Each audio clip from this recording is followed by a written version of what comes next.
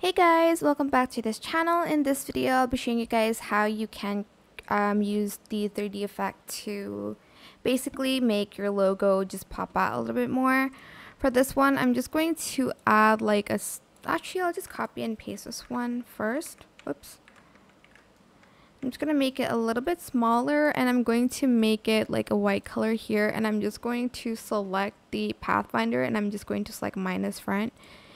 I'll just select this. This is my logo, for instance. Go to Effects, go to 3D Materials, and select Extrude and Bevel.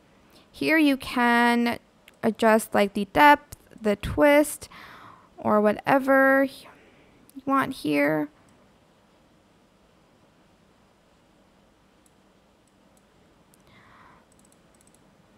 I'll do like 0 actually. I don't really want to twist it.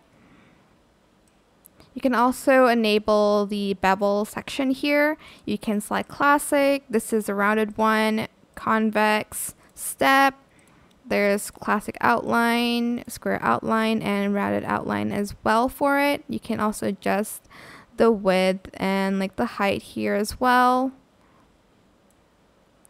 I'll also just play around with it. I like the rounded bevel a lot here.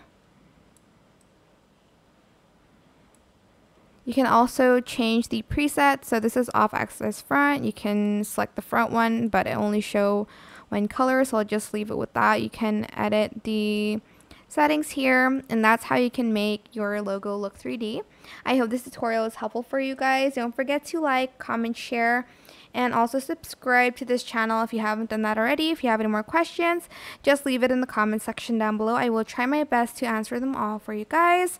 And if you found this video helpful, please click the thanks button above the description box down below.